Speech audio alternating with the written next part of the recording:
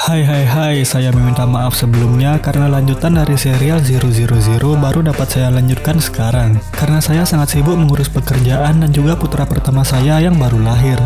Kali ini saya akan melanjutkan kembali episode yang tertunda dari serial ini.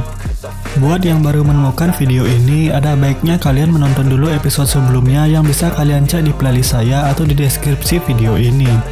Daripada berlama-lama, langsung saja kita ke alur ceritanya. Stefano yang menembak dirinya sendiri lalu dibawa ke sebuah rumah untuk diobati dan dijahit luka tembaknya.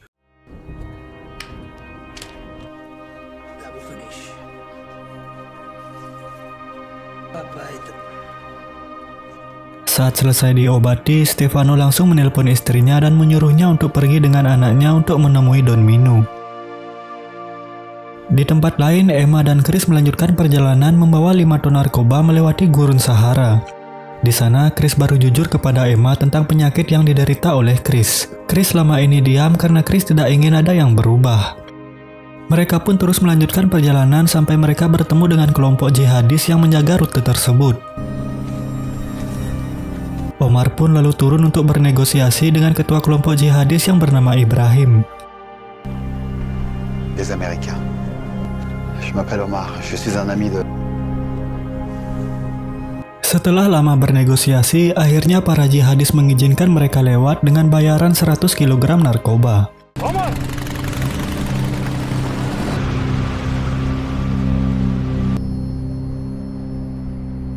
Malam harinya, mereka pun beristirahat di tengah gurun tersebut.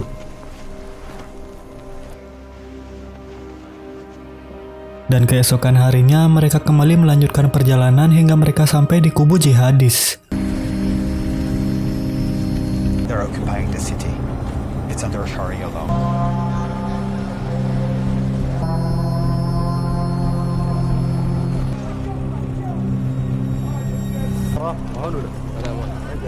Di sana, Chris dipaksa keluar dari mobil dan dibawa ke suatu tempat oleh para kelompok jihadis. Begitu juga dengan Emma yang dibawa ke sebuah rumah yang di dalamnya berisi beberapa perempuan dan ditahan di sana. Yallah, Aki.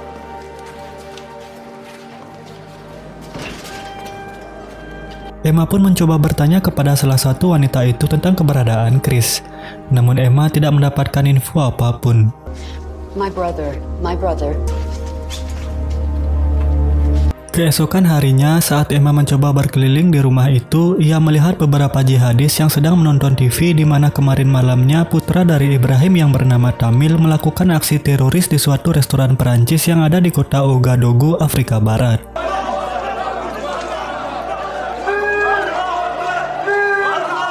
Tak lama setelah itu, Omar datang menjemput Emma lalu mengajaknya untuk segera keluar dari sana karena ada serangan balasan dari drone milik Perancis. Hingga menewaskan banyak pasukan jihadis termasuk Ibrahim dan juga Chris yang saat itu sedang bersama dengan Ibrahim.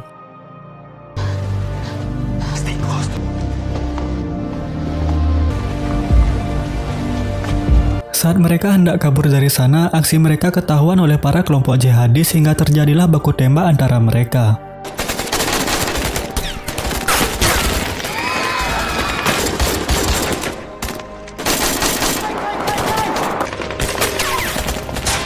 Sialnya, Omar terkena tembakan tepat di dadanya.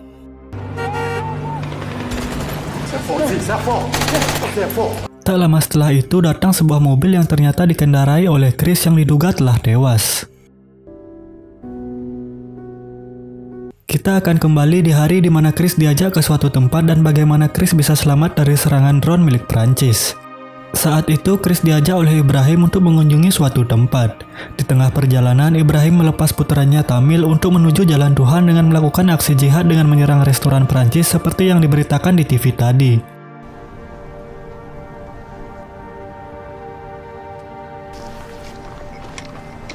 Setelah melepas Tamil, mereka pun melanjutkan perjalanan hingga malam harinya mereka sampai di tempat tujuan, yaitu di sebuah desa yang berada di tengah gurun.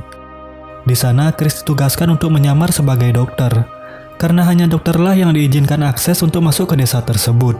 Ibrahim berencana akan menjenguk istri dan anak keduanya yang baru lahir yang tinggal di desa itu. Dengan surat perintah palsu, mereka pun berhasil mengelabui petugas dan Ibrahim dapat bertemu dengan istri dan juga anaknya.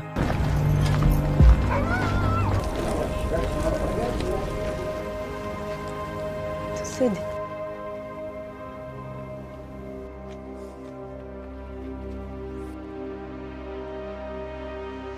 Setelah itu mereka pun pergi dari desa tersebut dan akan kembali ke kubu jihadis. Namun saat Ibrahim dan kelompoknya melakukan sholat di tengah gurun, di sanalah mereka diserang oleh drone milik Prancis.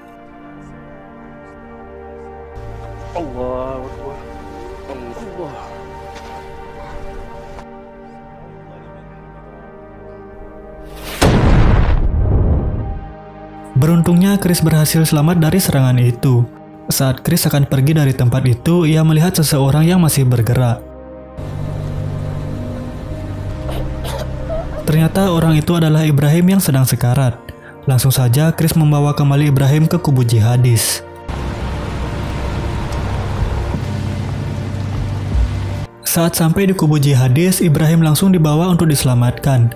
Chris pun bertemu kembali dengan Emma dan mereka disuruh untuk segera pergi dari sana. Mereka akhirnya melanjutkan perjalanan, namun sayang sekali Omar yang tertembak di dadanya tidak dapat bertahan dan tewas di perjalanan.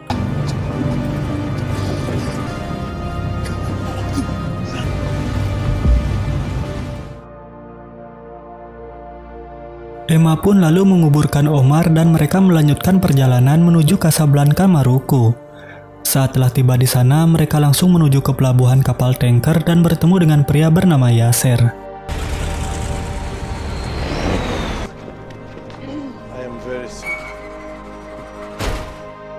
Di tempat lain di Meksiko, Manuel pergi ke sebuah rumah dan menyandra seorang pria yang memiliki anak buah sekitar 50-60 orang. ¿Cuántos morritos trabajan para ti? Los militares de los Leira. Manuel berencana untuk merekrut mereka semua untuk dilatih dan bergabung dengan Manuel.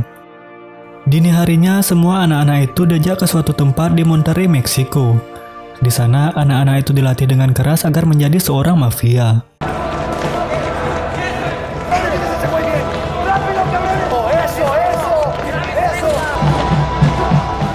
Setelah itu, Manuel pergi ke rumah istri dari Domo. Di sana, Manuel memberi istri Domo sejumlah uang. Keesokan harinya, kembali para anak-anak itu menjalankan latihan, bahkan latihan yang lebih berat dari sebelumnya.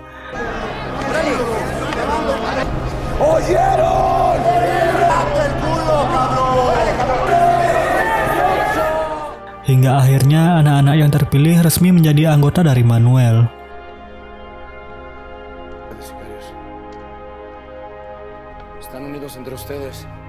Manuel dan para anggotanya pun mulai melakukan aksinya untuk menguasai seluruh kota Monterrey.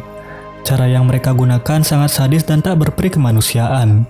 Mereka turun ke jalan dan menyandra sebuah bus yang penuh penumpang. Semua penumpang bus itu lalu diturunkan dan dibantai dengan sangat keji. Mereka juga merekam aksi kejinya agar semua tahu bahwa merekalah penguasa dari kota Monterrey. Ustedes van a ser sacrificados. Somos la empresa.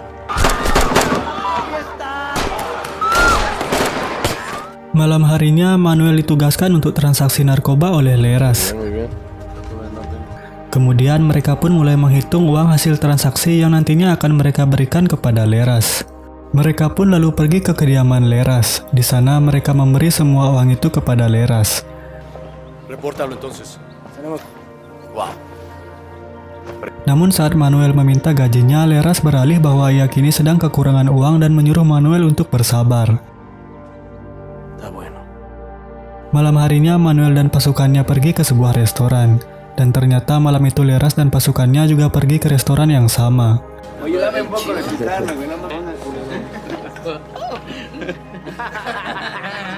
Melihat Leras datang, Manuel lalu membeli 3 botol champagne yang paling mahal lalu diberikan kepada Leras. Nampak di sana Manuel dan pasukannya tampak tidak senang dengan kedatangan Leras. Mungkin karena perjanjian Manuel dan Leras sebelumnya tidak ditepati oleh Leras. Manuel dan pasukannya pun kembali ke markas. Namun Manuel kembali keluar menuju rumah istri Domo dan mengajaknya pergi ke restoran.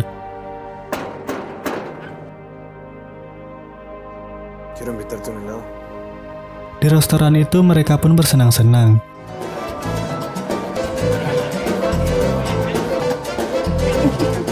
Saat pulang dari restoran, Manuel mendapat telepon dari temannya bahwa terjadi penyerangan di markasnya.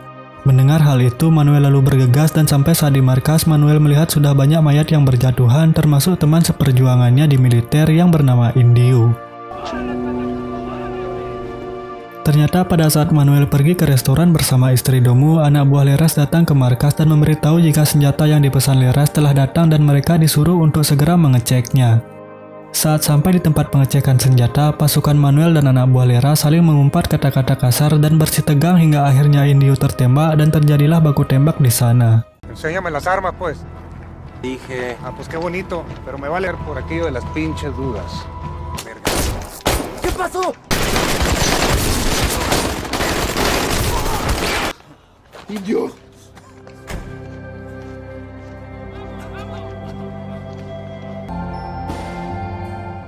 Keesokan harinya, pasukan Manuel yang terluka lalu diajak oleh Manuel ke rumah istri Domu. Saat sedang mengobati pasukan yang terluka, tiba-tiba air ketuban istri Domu pecah dan Manuel segera melarikannya ke rumah sakit.